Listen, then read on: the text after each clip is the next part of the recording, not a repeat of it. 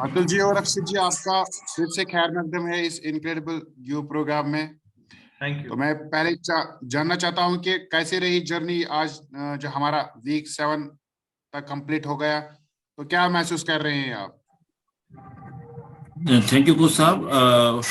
बहुत अच्छी जर्नी रही है। 7 वीक में पहुंच गए। ऑलमोस्ट 10 वीक की जर्नी में बहुत लग रहा था कि किस तरह से 10 वीक हो गए, पर पता ही नहीं चला 7 वीक का 7 वीक कैसे आ गए। और आगे भी जर्नी अच्छी रहेगी। बहुत कुछ सीखा अपने पीछे, जिस तरह से बताया बेस लाइन अपनी, वो are you, where wheel of life and base line, अपनी कोडिंग एंड इस तरह की बहुत सी एक्टिविटी करी आपने, और इतनी जर्नी में हम पहुंच गए। शायद आप कुछ नई चीजें बताने का आप करेंगे जो मुझे हमारे लिए बहुत इंटरेस्टेड हो। Thank you. बिल्कुल जी। रक्षित जी, आप शेयर कीजिए कि यहाँ तक की जर्नी में क्या क्या आपने इस ट्रांसफॉर्मेशन का जरिया क्या क्या चीज बना? Thank you coach. बहुत ही जबरदस्त जर्नी आपके साथ चल रही है और हर वीक कुछ नया सीखा है। कभी पर्सनालिटी रिपोर्ट से अपनी स्टेट्स को जाना, कभी बेस लाइंस को, कभी सालों से जो एनकोड के कारण से जो एक बैकग्राउंड म्यूजिक चलता रहा दिमाग में, उसको रिकवर करने में या रिमूव करने में ई कोड की लर्निंग सीखी। हमारे गोल्स को आउटकम और इंक्रेड के प्रोसेस के तहत गुजार कर एक बेहतर आउटकम के रूप में लाने का प्रोसेस सीखा। तो बहुत ही इंटरेस्टिंग लर्निंग्स आप सिखा रहे हैं, उसके लिए धन्यवाद। जी बिल्कुल। काफी हद तक जैसा मैं देख पा रहा हूँ कि आपने इसको दिल से किया है, तभी तो ये चीज सामने आ गई कि आपने अपना रिपोर्ट का भी नाम दिया, अपने बेसलाइन्स के भी नाम दिए। तो और जब हम आगे बढ़ रहे हैं तो इनक्रेड आउटकम आ गया। ई कोड्स कैसे बनाने हैं आफरीन खान के टूल से। तो ये सारी चीजें आप जहन में रख के आगे बढ़िएगा, तभी ये हमारी जर्नी, जैसे हमने पिछले सेशन में कहा था कि आप इनक्रेडिबल यू पर्सन के नजदीक आ रहे हैं, आप और ज्यादा इसमें नजदीक आ रहे हैं, बन रहे हैं इनक्रेडिबल। तो इसका एक एक खास चीज जो आपको ध्यान में रखना है कि आपको ये दिल से आने चाहिए। जो स्टेटस है आपको उनको रिपीट करना है, और ये आपके लाइफ में अब ये हमेशा आपके साथ रहना चाहिए। जब भी आप कुछ करोगे तो आपको स्टेट याद आना चाहिए कि मैं किस स्टेट में हूँ। क्या मैं बैड स्टेट में हूँ, एवरेज स्टेट में हूँ, या गुड स्टेट में हूँ। इसी तरीके से जो भी आप काम करते हैं, क्या वो हमारे बेसलाइन वहां पर मैच हो रहे हैं कि नहीं हो रहे हैं। क्या ये हम जो कुछ काम कर रहे हैं ये हमारे आउटकम्स में है कि नहीं है, इनक्रेड हो रहा है कि नहीं हो रहा है। इसी तरीके से हम इस वीक को जब हम देखेंगे, जैसे हमने पिछले इस सेशन में थोड़ा सा डिब्रीफ किया था कि बज मूवमेंट्स और हमारे जो मास्टरमाइंड है वो क्या चीज है, तो वहां पर हमने देखा जो बज मूवमेंट्स होते हैं वो चीज होते हैं जिससे हमें खुशी मिलती है। तो किस तरह हम दिन में इनको ज्यादा से ज्यादा अपनाए, कौन कौन से बाज मूवमेंट्स ऐसे हैं। बाज मूवमेंट्स ऐसे होते हैं, जैसे हमने इसको थोड़ा सा क्लियर किया है पिछले सेशन में, कि वो हम पे निर्भर होते हैं। और वो चीज वो होती है कि जो हम डेली जो भी हम काम करते हैं अपने रोजी रोटी के लिए या अपनी लाइफ को जीने के लिए, उनके साथ साथ वो चीज होती है जो हमें खुश करती है। और वो हमें और वो डेली होना चाहिए। ये नहीं कि 7 दिन के बाद एक ऐसा मौका आ गया कि हम खुशी महसूस कर रहे हैं, ऐसा नहीं। बल्कि बाज मोमेंट्स वो होते हैं जो हम दिन में, चाहे वो छोटा ही कोई काम ना हो, चाहे वो सुबह उठना और सवेरे निकलना वॉक के लिए क्यों ना हो, चाहे वो दिन में कभी चैट करना किसी के साथ, कभी कुछ और होना चाहे। तो लेकिन ये ऐसा होना चाहिए कि ये डेली रूटीन में आपके आना ही चाहिए, चाहे वो बैठ के घर वालों के साथ चाय पीना ही क्यों ना हो, कुछ भी हो। लेकिन ज्यादा कोशिश करनी चाहिए कि जो दूसरों पर डिपेंड ना हो। तो वो बाज मोमेंट्स ज्यादा से ज्यादा आप ढूंढिएगा, उसको लिखिएगा। और जो आप कर पाते हैं वो बाज मोमेंट्स होते हैं। जो आप सिर्फ सोचते हैं, लिखते हैं, लेकिन कर नहीं पाते हैं, वो आपके बाज मोमेंट्स नहीं है। आप उनको ढूंढिए, आप उनको देखिए कौन कौन है, और नए भी तलाश कीजिए। अगर आज नहीं है तो हो सकता है कि आपको मिल जाए। तो इस तरह ये जर्नी आगे बढ़ेगी।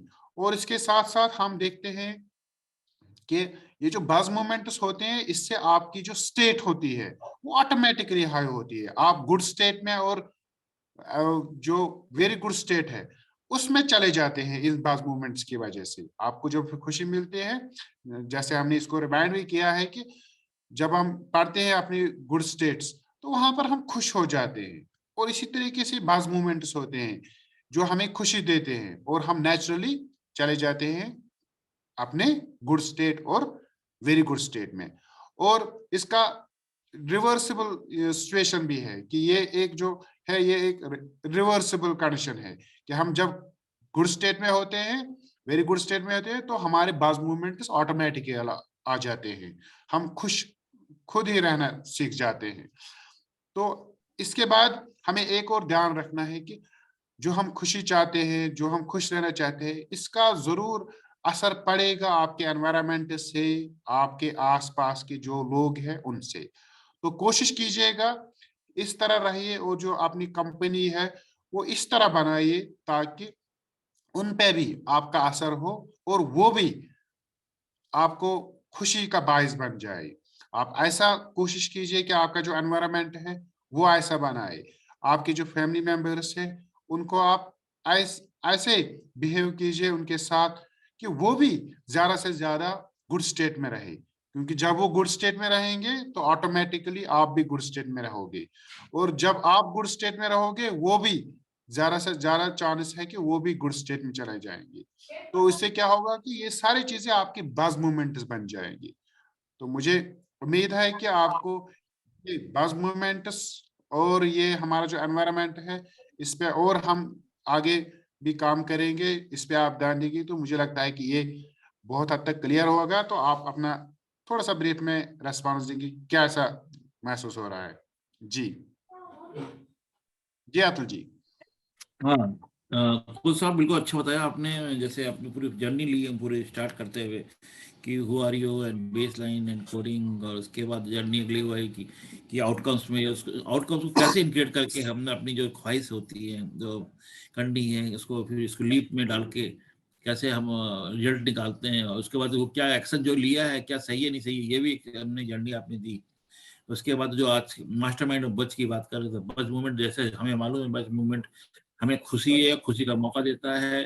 छोटी छोटी एक्टिविटीज हैं और कुछ चीजें ऐसी है बच मूवमेंट में जो हमारे लायक नहीं होती, पर जो लायक होती है वो लायक वाली खुशी होती है जो छोटी चीजें करने पर हमें बहुत खुशी होती है। खासतौर से छोटी उम्र में जो हमें छोटी उम्र थे 4, 6, 8, 10 साल के थे तो उस समय हमें बहुत सी चीजें खुशी देती थी, जैसे टॉफी खा ली या कुछ ऐसी चीज खा ली, किसी के घर जाकर अमरूद तोड़ के ले आया, लगता था कि ये बहुत बड़ी चीजें हमने प्राप्त कर ली। तो वो बच मूवमेंट्स उस समय के हमारे थे जो हम अब आज की डेट में हमें उस चीजों को रिप्लिकेट करके समझना है कि हमारे कौन से बच मूवमेंट्स हैं जो छोटी छोटी खुशी देते हैं और एक हमें आसान बहाना देते हैं इसको अपने स्टेट बदलने का। स्टेट और ये बच मूवमेंट्स दोनों दूसरे के रिलेटेड है। अच्छा हमारा लाइफ होगा, अच्छा हमारा बच मूवमेंट होगा, डेफिनेटली स्टेट भी अच्छा होगा, या स्टेट अच्छा होगा तो हमारे बच वेरी वेल मूवमेंट्स भी डन आने अतुल शुरू। जी, वेरी वेल डन। जी राशि जी, आप थोड़ा सा कुछ बताना चाहते हैं? हाँ, अतुल जी ने बहुत अच्छे तरीके से समझाया बस मोमेंट्स के बारे में, और मैं पूरी तरह से एग्री करता हूँ उनकी बात से कि उम्र भले ही बढ़ गई है लेकिन बचपन की यादें ताजा रखनी चाहिए, और ऐसे छोटे मोटे जो भी बस मोमेंट्स हैं उसको डेली रूटीन में अपनी लाइफ में लाने में शर्माने की या झिझक की कोई जरूरत नहीं है, क्योंकि हर इंसान खुशी ही ढूंढ रहा है। तो हमें भी अपनी खुशी की बढ़िया। चाबी अपने हाथ में रखनी चाहिए। हाँ, तो बढ़िया है। हम इस जर्नी में मुझे लगता है काफी हद तक सक्सेसफुल हो गए हैं। तो आप भी बधाई के मुस्तहिक है कि हम 8वें हफ्ते में एक तरीके से और दूसरे ये चीज कि आपने खुद अपने लिए खुशी का वो जो मौके हैं उनको रियलाइज किया और उनको आज मुझे लगता है एक हिसाब से नए से जी रहे हैं इनको। तो बधाई के मुस्तहिक है। इस लिहाज से भी आप दोनों एप्रिसिएशन के लायक है, तो अपने आप को बधाई दे दे और हम आगे सेशन को बढ़ाएंगे। Thank ji you. Atul ji, thank you. Thank you. Well done.